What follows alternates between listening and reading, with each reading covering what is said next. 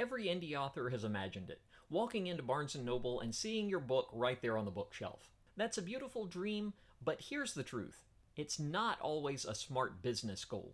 Selling through traditional physical bookstores sounds amazing, but it comes with a lot of risk and very little reward for self-published authors.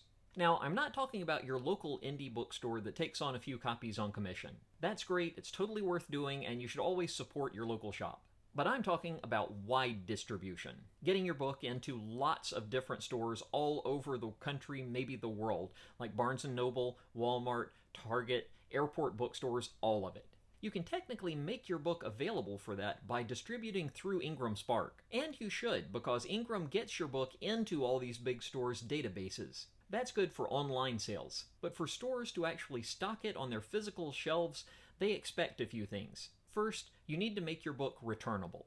That is an incredibly dangerous thing to do as an indie author. If stores order too many copies and can't sell them, they can return them to Ingram and you eat the cost. And you don't just lose your royalty, you have to pay for the printing and the shipping of all those books that now get destroyed or pulped. Traditional publishers can absorb that, they build it into their budgets. But for indie authors, returns can destroy your profit margin and more likely leave you owing money. And then there's the discount. Ingram Spark asks you to set how much of your list price you're going to give to the bookstore when you sell a book. Most stores want the full standard discount of 55% of your list price, and that's before your print costs come out. That often leaves you with nothing, or worse, a loss on every book sold. To make any real money that way, you'd have to price your paperback or hardcover so high that readers just wouldn't buy it.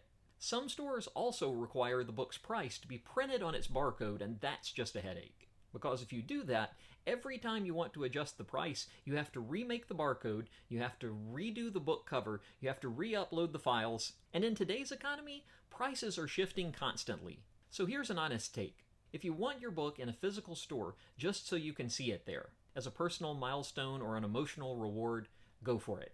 That's valid, that's honest, that's rewarding for your soul. But if your goal is to build a profitable and sustainable writing career, focus on the places where you have at least a little more control. That's primarily through direct sales and online retail. Traditional stores are built for traditional publishers. Indie authors thrive when we innovate, not when we try to force our books into an old system that wasn't built for them.